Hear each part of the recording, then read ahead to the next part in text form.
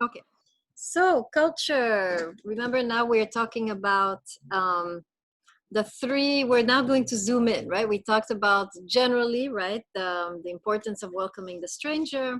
We talked about the conflicts that arise out of welcoming the stranger and how to do it. And now we're going to zoom in on three different problematic aspects in development. And this is culture, gender, and the environment. Right, these are three hot spots in the development discourse. So we're going to talk a little bit about culture today and read a few texts by Senghor. So let me just summarize a little bit. Let me just begin by talking about culture in general and how it's been approached by the West, right? We know that when the first people came to colonize Africa, they came along with Christianity, and of course, because of that, the different local cultures, there's a history of them having been demonized and cast out. So culture in general, right? And this is what Augustine Schotti mentioned last time, right? That when we talked about a moral void or moral vacuum, he says that this is because precisely culture has been shunned or cast out. And so we know that there is great harm that has been done there, right, to African culture and eventually also African values, right? So I want to talk a little bit about the importance of culture, because we tend to think, oh, culture is no big deal. You can just adopt another culture. Okay, it's a little uncomfortable, but it's not a big deal. Actually, it's a very big deal. We're going to talk about that. So the importance of culture, this is the outline. Then we're going to talk about how the wisdom of culture, oops, I spelled that wrong. And then we're going to talk about the fruitful encounter. Or rather, let's talk about, I think I want to talk about civilization of the universal, which is Senghor. Okay, so these are the three things I want to talk about briefly with you. And of course, at each point, we'll pause and listen a little bit to your comments and so forth. So first of all, the importance of culture. So I want to start by talking about briefly, going back to a biblical text, which will help you understand where I'm going with the importance of culture.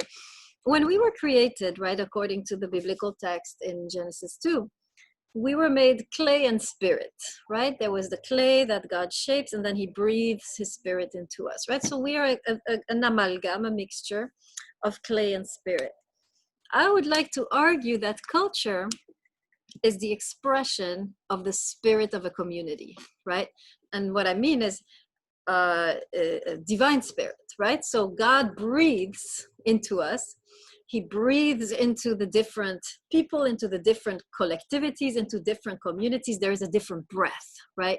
So culture is not just, you know, some random thing, right? Culture is the expression of the spirit of a community. Culture is the expression of the divine breath flowing through the community. Every community, I believe, every culture has received a specific breath, a specific spirit from the creator. And culture, meaning by which I mean the food, the celebration, the dress, the dance, the art, all of this is the expression of this breath, right? So to kill the culture, if we understand culture as the expression of the spirit or of the breath of a community, the divine breath, the divine spirit, is really to kill the divine spirit in that community, right? When you get rid of culture, there's nothing left to contain that spirit. There's nothing left to express that spirit, and the community becomes completely devoid of spirit. And so at that moment, the community begins to die, right? There's a very interesting observation by Blyden, whom we read earlier. Remember, Blyden is this Caribbean slave who went back to Africa to colonize, well, not colonize, but repatriate the African slaves to Liberia, right?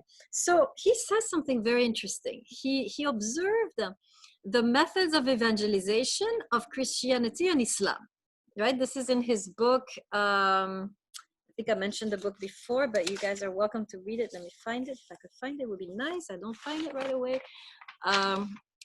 I'll look it up later, right? But in the book that he wrote that we mentioned, maybe it's here in the quotes. Why is this taking so long? Yeah, Christianity, Islam, and the Negro Race, right? This is the book. Christianity, Islam, and the Negro Race. A fascinating book, by the way, right? This is really a book where he's talking about the difference of evangelization between the Muslims and the Christians. So he notices that Muslim Africans, right, are more prosperous than Christian Africans, right? He's looking at the time, right? Maybe not anymore, but at the time he notices that the countries that have a Muslim religion are actually more prosperous than the countries that had Christian religion. So he pondered this. Why is that the case? And he reduces it to the methods of evangelization, or whatever. Islam is not evangelization, but the methods of sharing the religion, right? And he noticed that Islam, when they came to the Africa, they just gave the Quran. But they said, you can keep all your traditions, you can keep your dress, you can keep your food, you can keep all your stuff. Just read the Quran, right?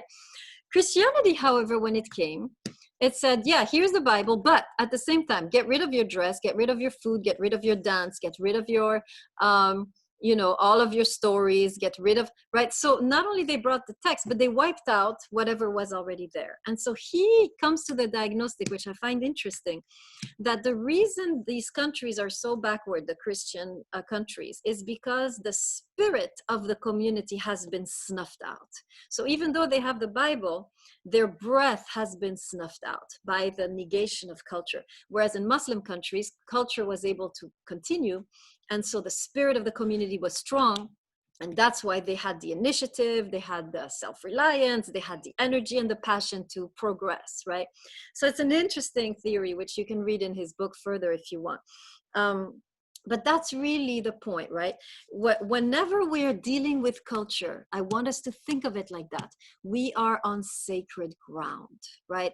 Culture is the space where the breath of the creator, where the spirit of the creator is contained. You destroy the container, you have nothing left, right? So that's why, especially now I'm thinking, even with the way we evangelize, we are still targeting culture, right? We are not realizing that in doing so, we are destroying any possibility for the divine breath and spirit to reside in that community, right? Even if you bring Christianity from the outside, you have still killed the spirit of that community. So there will always be an attitude of dependence, like why can't I need to memorize your names. Where are you? Kayumba mentioned, right? The spirit of dependency is coming because the only spirit left is the Western one that hasn't been destroyed. So the spirit of the community has been destroyed. So there's a kind of parasite, right, attitude, because precisely there is no spirit left in oneself, right? It has been wiped out. So that's the first thing I wanted to really emphasize. And just to give an example, right? If we look at the fruits of the spirit, right, just to be specific, 3 of them: love, joy, peace, right? And you look at culture, right? And you look, for example, at dance, food, music, right? Wisdom, stories. Are these not all manifestations of love, right? Are these not all manifestations of joy, right? When you read some of the stories, this brings you peace. When you're dancing, you're expressing joy. When you're cooking, you're expressing love, right? So I just wanted you to really grasp how the elements of culture, which we think are so mundane, actually are the vessels of the spirit of a community. They're the vessels of the divine spirit. They're the vessels of love, joy, peace, right, within the community. You get rid of the vessel, how will it survive, right? Okay, am I making sense? Put your hand in the screen if you're following. Okay, so let's stop there. Any questions, comments, or anything you want to add to this first point, the importance of culture?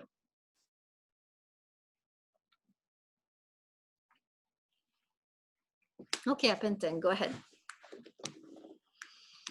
Okay, so what you just said kind of reminds me of what I read in the pre-session assignment, the book.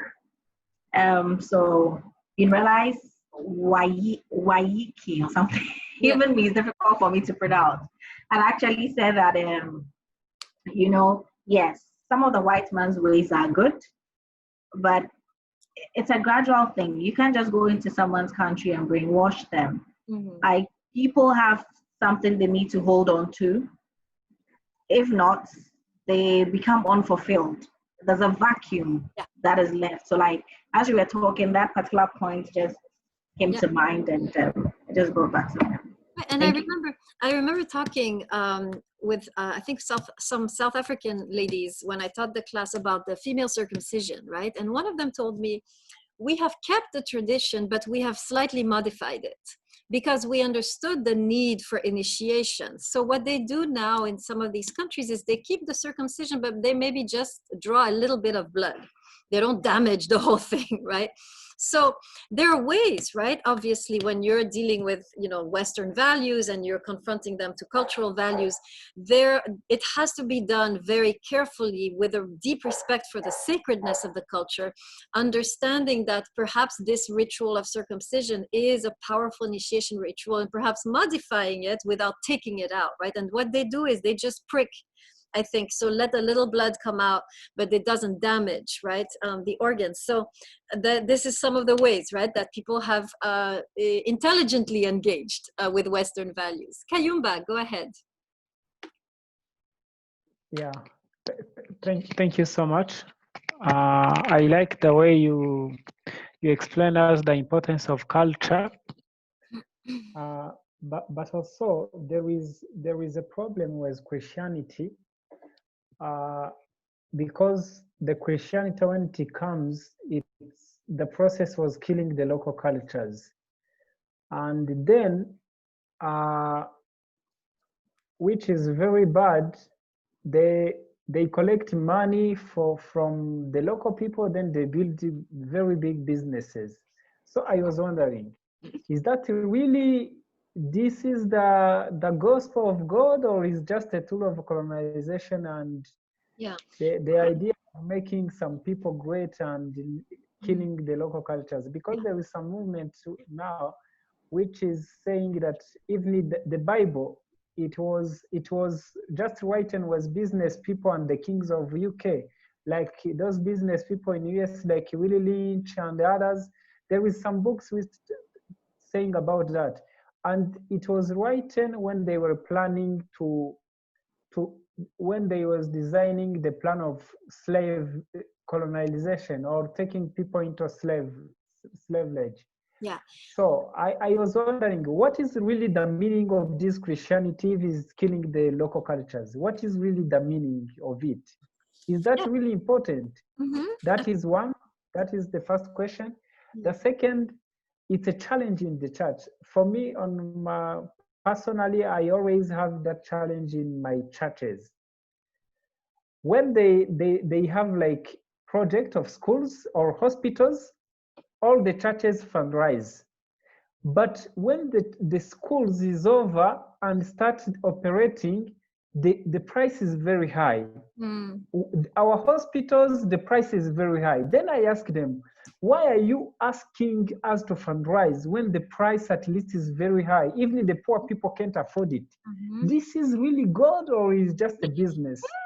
So each time when you ask such kind of question in church, you are a very good enemy with pastors. But those pastors, they just on the job, but they are not really honest with them. If you fundraise money from people and you are lying them that you are in gospel, you are there.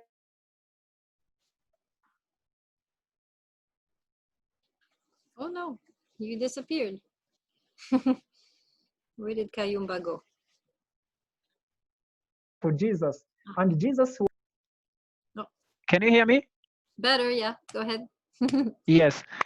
I was saying, then people, they build hospitals, they build school, and those schools are among the expensive school. At least it might be cheaper so that the poor person can afford that education, because it was built with the children of God.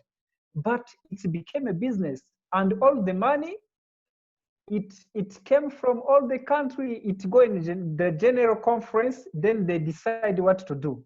That is not fair. That is not really, if is that what Christ is teaching, that Christ, I think he might have a problem. Okay, good. Yeah, you're pointing out very rightly that Christianity has been used as a tool by the West to subdue, communities, to weaken, to divide, right, communities in order to better colonize. So absolutely, Christianity has had this role. On the other hand, you also have genuine attempts by Christians to work with the culture, right? I'm think there's many priests who started to learn the language, who started to try to integrate the customs into the into the religion. So it's a mixed bowl, Christianity, right? You have some really perverted intentions, and then you do have some good intentions, priests or pastors who are trying to respect the culture. But in general, Christianity, I think, has never had as a whole, as an institution, does have a problem with culture, right? And we do need to, and I love the way that you are in a way resisting, right? This is the Abrahamic way, right? I love it. Manse, do you want to add to the discussion? Yeah, I think it is very good for the culture to be retained, and in some other ways, some type of cultures, we as African feel like to abolish or to stop. Like, for example, in our state where I come from, we have a small tribe that has to punch the leaves, develop it very, very wide, put something there. I think you saw it online. The tribe we call Kashipo. And when you see that, it is very painful, and when the woman is become old and remove that, it is even difficult to eat or to drink water. Mm-hmm. Such kind of culture, I think, better be abolished. In addition, there are also some kind of cultures where you can see in Africa, for a woman to be faithful in certain community has to be beaten. And she has to, withstand that beaten, to have a lot of bruises on the back and stuff like that. This kind of cultures, if we retain them, I don't see where we have to keep them, by the way. Mm-hmm. Yeah. But the rest of the cultures, like dancing, the way people eat, the way people, tell the stories and stuff like that, these are the things that we need to retain. Yeah. So, there are some missionaries who are trying to, to destroy that. And I know some communities are very resistant. Like in my own tribe, we have what we call age set. Every age set has a name, has a certain color of the beads, and many people try to destroy that, but they cannot make it. Yeah, excellent. Yeah, you're showing how culture, just like Christianity in a way, is not pure, right? I think Waiki in the book mentions that Christianity was not pure, it needed to be purified. I would argue the same is true, right, of different cultures, right? Culture has I really believe culture is the expression of spirit, but sometimes, right, there are some, it needs to be purified also, right? And we'll talk about the process of this purification when we talk about the civilization of the universal in the third point. But absolutely, right? Culture, all I think the point I'm trying to make is that we need to tread carefully around culture and take it very seriously.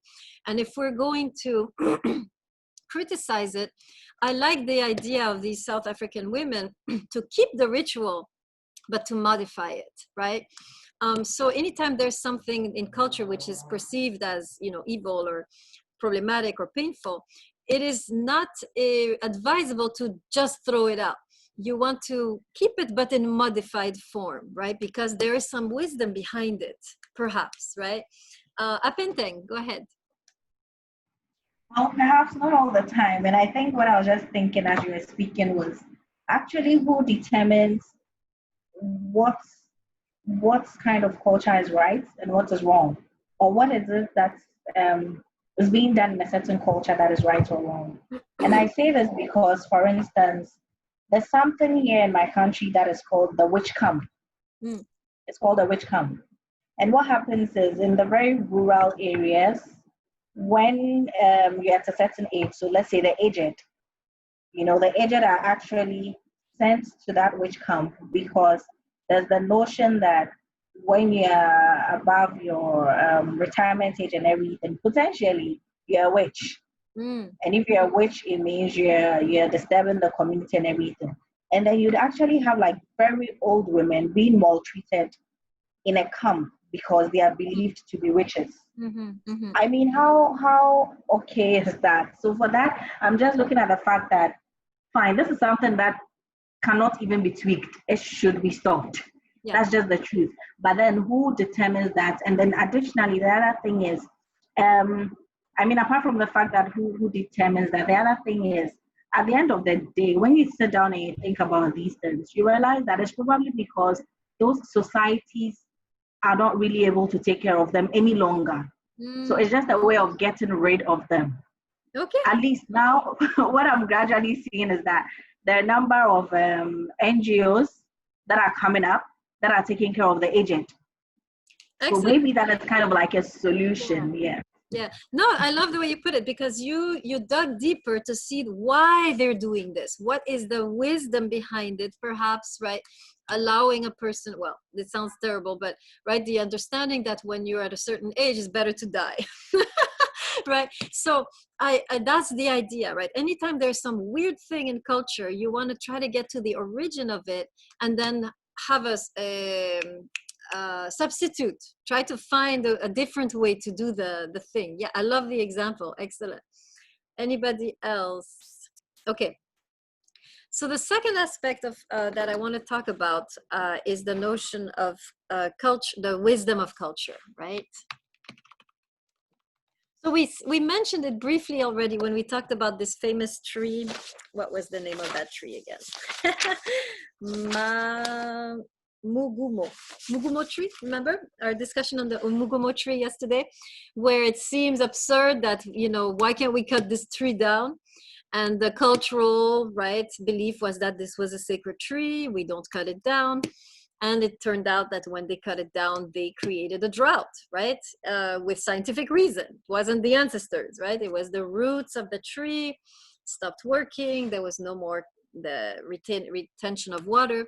So we know already what the second point is saying is that often there is a wisdom in culture that we don't yet understand, but we have to try to dig, right? When you look at female circumcision, you think, oh, this is terrible, let's get rid of it. But when we look at the wisdom behind it, the notion of initiation into womanhood, the importance of having a rite of passage, right? We realize there's something there which is profoundly wise. So when we are dealing with culture, to be able to try to understand the wisdom behind the weird thing, right? The thing that seems to be strange. There is always some wisdom, right? Behind any type of cultural belief or expression, right? And so we need to be smart, right? And try to go deeper and before we wipe out this cultural element, to make sure we have replaced it with something similar, right?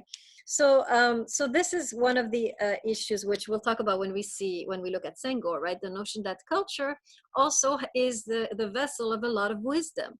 It knows the land, it knows the people, and it knows how to dwell in that particular space. And often we miss that wisdom because we immediately judge that this is a primitive or irrational and so forth, right? And finally, the last point is what I want to talk about is this notion of the civilization of the universal. And this is really Senghor, right? Here we are entering, we're going to be talking about Senghor for now, for a few moments. Senghor, just to introduce him, right? He was the first president of Senegal. He was also an accomplished writer. And he came to power and he had this very subversive view that Senegal needed to maintain ties with France, right? So he was criticized for that. You know, the Senegalese wanted to be completely independent. They didn't want to keep ties with the colonizer. But Senghor believed that it was smart to continue to recover one's identity, but also to learn from the other, right? A lot of you here in the class are saying that, right? You're saying, well, let's be smart. Let's learn from the European, right? Even the book with Waiki, right? He's saying, let's be smart, right? So Senghor was one of those people who thought, yes, we need to recover who we are. Yes, we need to figure out what is our specific gift and contribution, but we can also learn from the other. So we need to maintain ties, right, with the French. He was eventually, whoa, that was scary. Sorry, there's a dog that barked. So he eventually, he didn't stay long as president, as you can imagine, but he wrote a lot on the topic. So we're gonna read some of that. But first, let me just cover this notion of the civilization of the universal, what that means, and then we'll read about it. Senghor had the view that the world is like the human body. Every nation has a specific role. And so if you cut out one nation, if you destroy their culture, you're left with like a missing hand or a missing ear, or missing nose, right? And so he had the view that every nation needs to be very much aware of who they are and their specific gifts. Not to be just by themselves, but in order to contribute to the cosmic body, right? So civilization of the universal is this idea that every country has a specific gift, a specific purpose. Every ethnicity has a specific gift and purpose.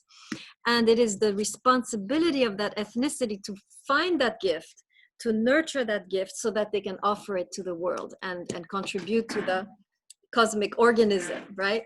Everybody follow what I'm saying? Does this make sense? Do you see what I mean by, put your hand in the screen if you're following? Okay, so civilization of the universal, he's saying we will reach civilization as human beings only when every nation has recovered their identity and is offering it to the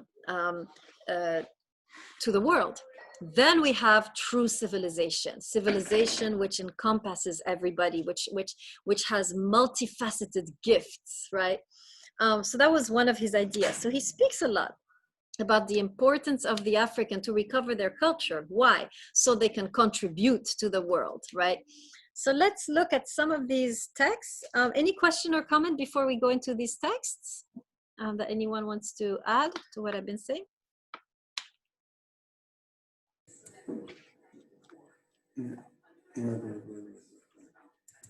Okay, nothing?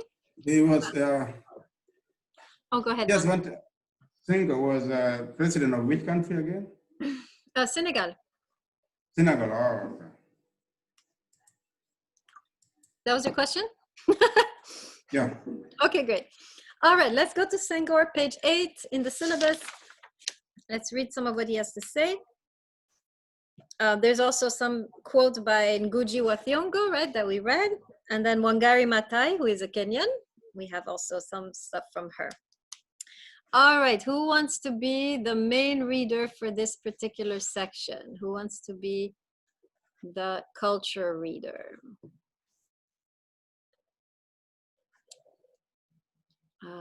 Yai, is that a hand? Yes? Okay, go ahead. So you start with the third paragraph on page 8.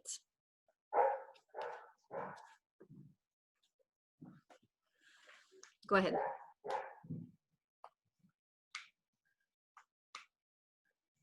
Are you there? Yai, where'd you go? Ah, there you are. You have to unmute yourself. You're talking, but we don't hear. Unmute yourself. Ah. Sorry. Go ahead. But this is where the final aim of colonization lies, a moral and intellectual cross. Fertilization, spiritual gift. In other words, assimilation that allows association. A colony is a source of an opportunity for exchange.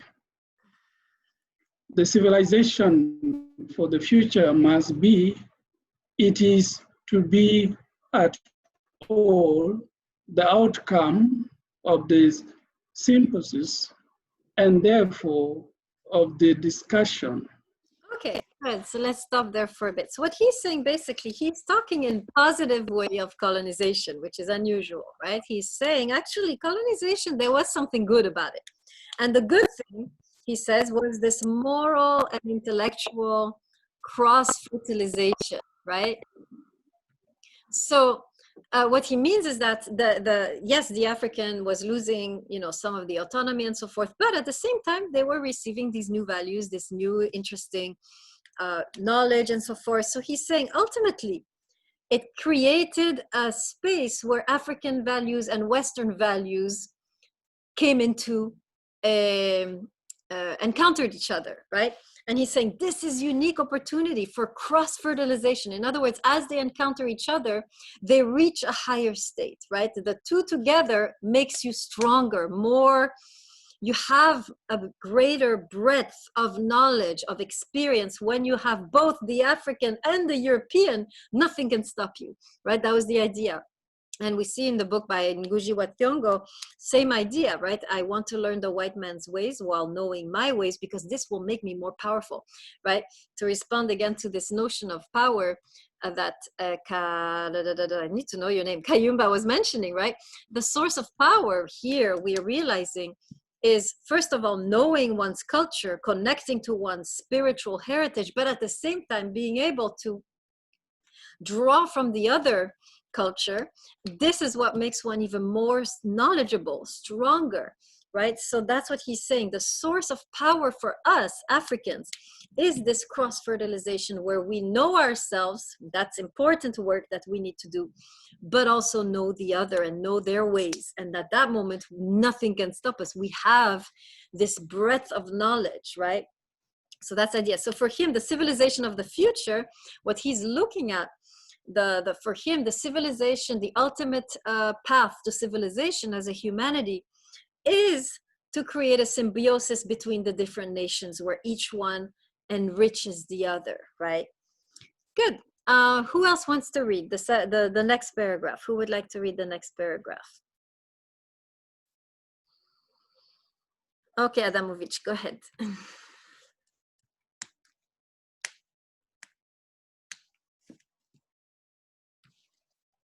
You need to unmute yourself. We can't hear you. Sorry. Go ahead. Okay. What is striking about the African peoples who have come to self-government and independence is the lack of awareness shown by their leaders in their contemporaries for African cultural values. They are proud of the political freedom of their people, but they do not see that real freedom is not freedom of bodies, but freedom of minds. And they import without selection the social and even the cultural institutions of Europe. Okay, thank you. Great. So now we can see similar argument to what Augustin Chatti was saying, right? When he talked about the moral vacuum, right? He's saying even the problem with African leadership, he's saying, is that they are not aware of African cultural values. There is a moral void there, right? They are just imitating or importing. They do not know who they are, right? So he's saying it's very important not just to aim for material freedom or material development, but also we need to move forward spiritually, right? To have the freedom of the mind. And for this, he says, we need to reclaim our culture. So it's interesting that for him, true development is not just material, right? A country will be fully developed when, yes, they have material progress, but they must also have spiritual power. And this, according to Senghor, you cannot take someone else's spiritual power. You have to find your own, in your own people, in your own culture. Then you will be really powerful spiritually, and this will help with the rest of the material growth, right? So this is an interesting one. Do you want to continue? One more, Adamovich? Yes. All this must be done along the lines of the African genius. It is not by importing European institutions from the East or the West that we shall reach the desired goal, which is real independence. The problem is how to integrate African values into the world of 1959. It is not a case of reviving the past so as on live on in an Africa museum. It is a case of animating this world here and now with the values that come from our past. Okay. Excellent, right? So we have same idea, right? I love the expression here of African genius, right? Every country has their own genius, right? Has their own breath, their own spiritual power. And he's saying we need to find this again, right? We have to stop importing. We have to integrate our values into modernity. That was his struggle, right? He doesn't want to go back, right, to how the African tribes used to live, right? He says, no, we have gained a lot from the West, but we need to find a way for our values to be alive in this new situation. How do our values, how do they integrate or enter the new situation, right? Okay, who would like to do Ngugi wa Thiong'o? Let's have a Kenyan. Who has a Willis, you're going to read that.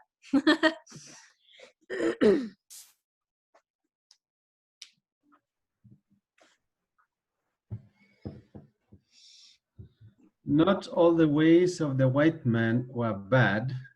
Even his religion was not essentially bad. Some good, some truth shone through it.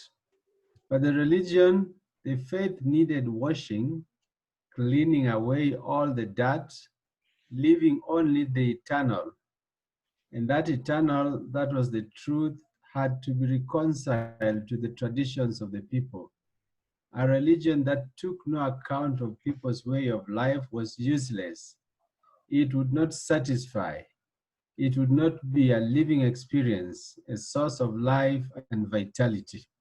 Okay, very good. Here we have, you all read this already, but this is a very powerful notion, and I want to elaborate on this, the notion that the white man's ways needed to be purified by what? By the confrontation with African culture. And I would argue the opposite is also true. And we are seeing this. African culture in confrontation with the West can be purified. In fact, there is a mutual purification, right? Let us stop thinking that Christianity as it comes to us from the West is pure. It's not, right? I think Ayuba has mentioned this already, that Christianity as it came from the West had a lot of toxic elements, right? And so what Ngugi wa Thiong'o is proposing is that at each other's contact, the cultures can become mutually purified, right? African culture, when in contact with the West, we see some elements that need to go. But the same thing works for Christianity. Christianity also needs to be purified. Why? Because it is not coming to us from the pure Jesus, right, gospel in the Middle East, right? Christianity has been living in the West for a long time. It has become entered by Western elements, which are not pure, right? And so Christianity, in the way that it has been taught, full of Western ideas, full of Western cultural elements, also needs to be purified if we're going to get to the true gospel of Jesus, right? So, and this can happen in this confrontation with culture. Are you following what I'm saying? Put your hand so this is kind of a shocking view that Christianity did not come to Africa in a pure form, right? One needs to be a little suspicious. Christianity came laden with Western elements, which are not part of the Christian message, right? And there has to be an effort continuously to pick out where is the gospel and where is the West, right? Because now they're mingled. So we have to do this work of distinguishing between, oh, this is a Western cultural thing. This is Jesus. Western cultural thing, Jesus. Because Christianity came to Africa from the West, right? At least not from the West, but it was brought by Westerners. So there has to be this critical stance, which in many ways Kayumba is representing in our class, right? Yes, it's Christianity, but is it? Right? Is it really the teachings of Jesus, or is it some Western tool of manipulation, right? Any questions about this until we read Wangari Maathai? Any comments on what I just said?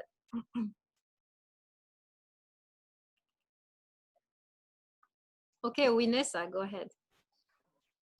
Yeah, we talked about Christianity, and I want to talk about Rwandan. Before we have Christianity from Western, we have our God, the God who created the whole world, the God who created everything in the world. And we had even some people who were like Jesus, people who made things extra, I don't know, special thing in their lives. So they were like Jesus. But when Christianity came, they washed everything. They said, now we have to believe in God of Jewish. We forgot our God, and someone who still believes in that God who created the world is now pagan. They say pagan? Yeah, they are pagan. I'm asking myself, because we had values to respect God, to know that God is, has been and will be. It is not something new we rent from Christianity, from Western. I'm asking myself, and I saw there are some countries like Haiti, when we celebrate the 1st November for All Saints, Haiti, they celebrate also the 2nd November. They said there are other saints, because they were not white, they did great things, but they were not recognized, but because we didn't know how to write their history, but they did great thing in the life of people. So how, okay, I'm Christian, and I changed my mind, but I think we should also consider the local beliefs or local the value of Rwandan before the Christianity, because they have their God, and for me it is the same God, because the God who created Western is the God who created Rwandan and other Africans. Okay, excellent. I love what you said, because it is also my belief that God breathed his spirit in everyone, right? Not just the Christians or the Jews, right? When God created the world, there was his breath entered every single human being, and every single culture has, in a way, is a repository of the breath of God, right? This is, I would really strongly argue for this. So there's not just the Christians who have the breath of God. You know what I mean by the breath, or the spirit of God.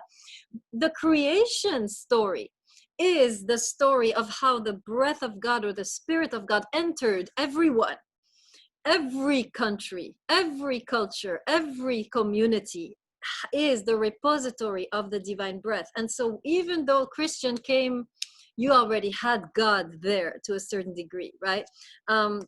So I agree with you, right? We need to recognize that some of these ancient religions, which are now called pagan, perhaps were the repository of the divine breath. Of course, imperfect, right? Even the Bible is imperfect, right? We are always imperfect vessels, right? But yet God still can dwell within us, right? So, you know, if we're going to talk about the imperfection of African cultures, we need to look also at the imperfection of Hebraic and Christian culture, because there is a lot in the scripture, right, of the Hebrew scriptures and Christian scriptures, which is problematic, right, that we need to be critical about. So, very good. I love that intervention. I see there's a couple more. Kayumba, go ahead. Kayumba is saying some very heretical things right now. So now I'm not a Christian. I think you will you will take me that I'm not Christian. So No. I just have a question. Go ahead, Kayumba. But no problem. It doesn't matter, because Christianity must make sense. If it makes sense, all of us will come for it. If it doesn't make sense, it's good to share with it. Mm-hmm. And most of the times, what Christians do doesn't make sense. So I have a question. Go ahead. And I have been asked that question, but also I have that question. Christ was Jewish, right? Was Hebrew, right? Yeah. Yes or not? Yes. Mm-hmm. Yes, but the challenge, when you have a son or you have a children, you have to give, in these African countries, you have to give her a Christian name. And that Christian name, it has to be English or French name, which doesn't make sense. Jesus was not English, it was not from UK or from English-speaking countries or French-speaking countries. Yeah. But to be a Christian, you have to have a Christian name. And that is why I have a name, my Christian name. And as you see that they have John Peter, which doesn't really make sense, because at least we should have the Hebrew names, because Jesus was Hebrew. So, Right. Professor, what do you think about that?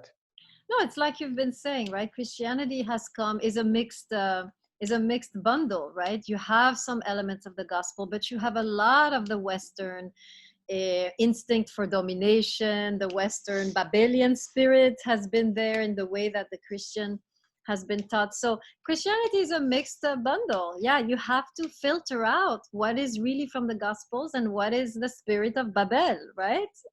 So I agree with you. Absolutely, we have to make that. So, yeah. Lastly, what I wanted to say, Jesus said that you will know the tree from his fruits. You get my point? Yes, I do. Go ahead. So, for example, here in Rwanda, if you analyze the fruits of Christianity, for sure, Christianity, doesn't make any sense, because all the philosophers of genocide, most of them, they were the fathers in Catholic Church, most of them. So how can you tell me that Christianity will make sense if those philosophers of genocide was Christian? I remember in one area of here, on Sabbath, they go and kill people, but on Sabbath they stop. They said, let us go on Sabbath. We are coming from work, we kill people, then on Sabbath they stop.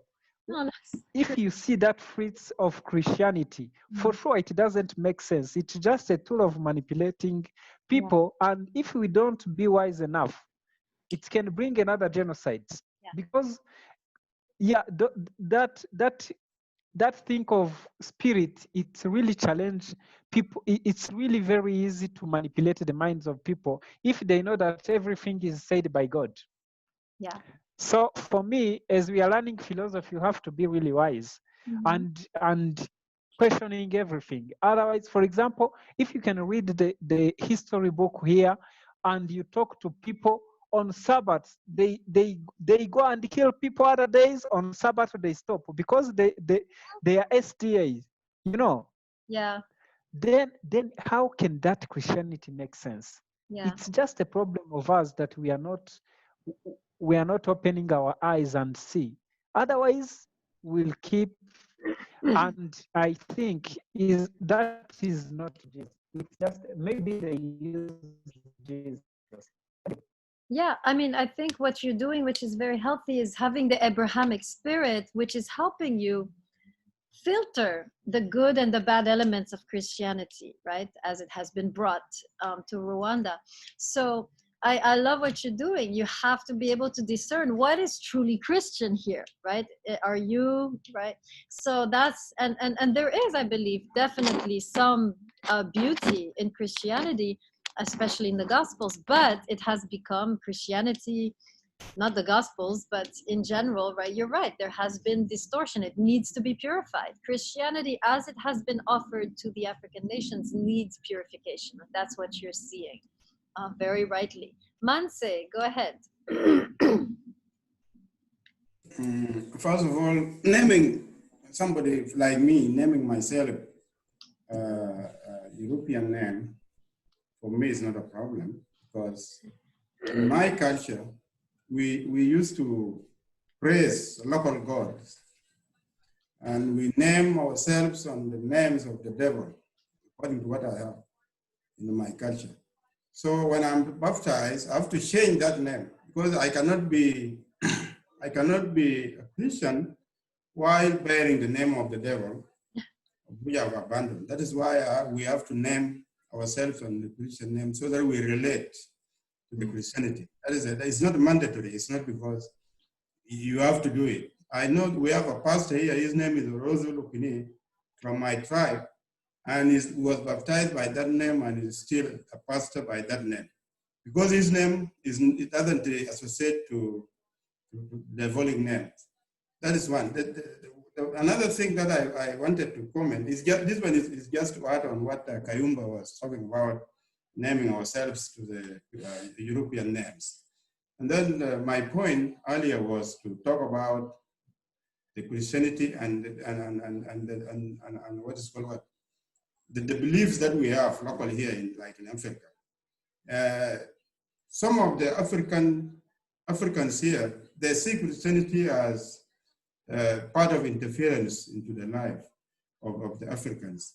Last Christmas, I was in the village, and there was a guy named James who used to be a good believer.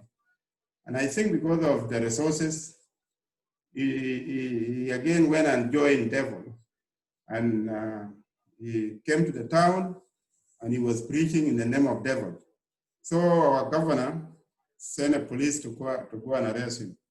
That how comes you, James, who has been composing songs or hymns of the God, Jesus Christ, again now you turn around and you come and preach the devil in the town.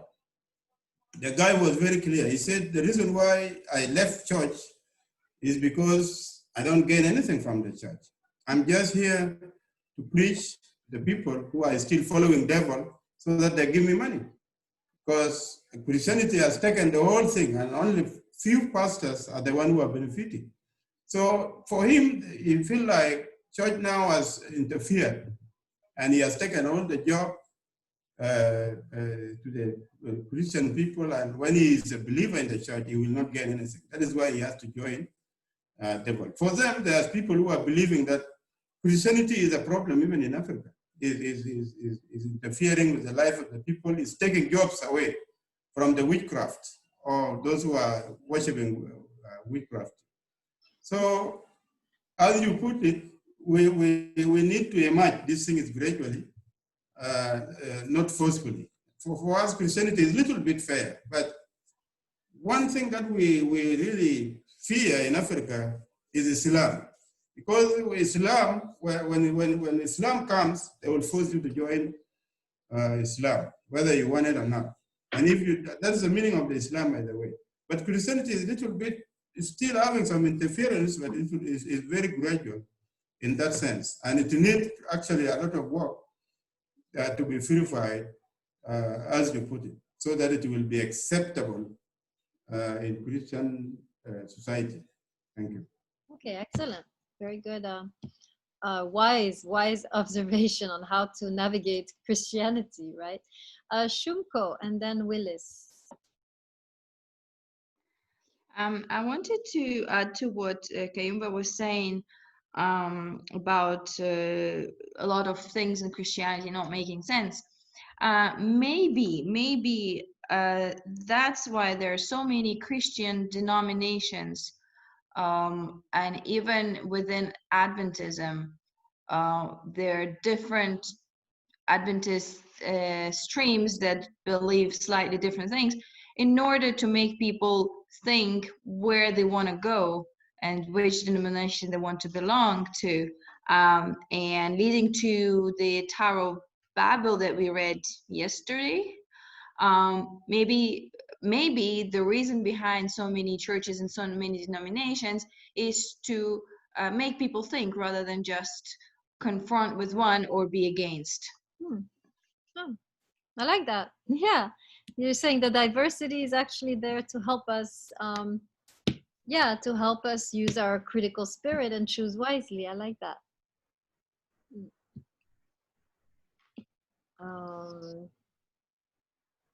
Who is left? Yes, I was next. Go ahead, Willis. Yes, I think I also wanted to contribute just in line with what Shumko has said, in relation also to what Kayumba was arguing. I think this session we've learned a very interesting thing, the concept of conflicts. It's very interesting, and that was the problem which caused the genocide, maybe in Rwanda. There was conflict because it reached a time when some people revealed exactly who they were. And they revealed their thinking that some people were less human beings than the others. And then it brought about the conflict and it ended up in genocide. So it's good that that thing happened, because just interpreting it in the line of the lecture yesterday and today, it gave them an opportunity also to expand their values. And what we can see is a little bit of stability in Rwanda. They managed to do that. And it's good that that thing happened. So there's a little bit of stability.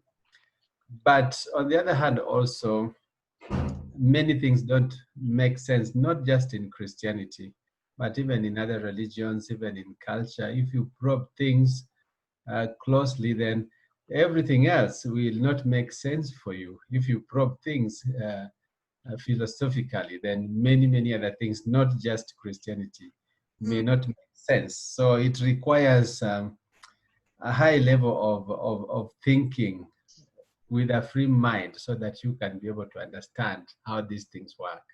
Yeah, very good. Excellent. This is a great place to conclude. I think Willis has brought everything of the class together today.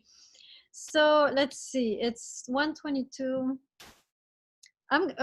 First thing I'm going to do is give you the new questions that I want you to work on. Do you want to work right now for about 40 minutes in groups? How many of you would appreciate a group session to review some of these questions? Put your hand in the screen. What's the other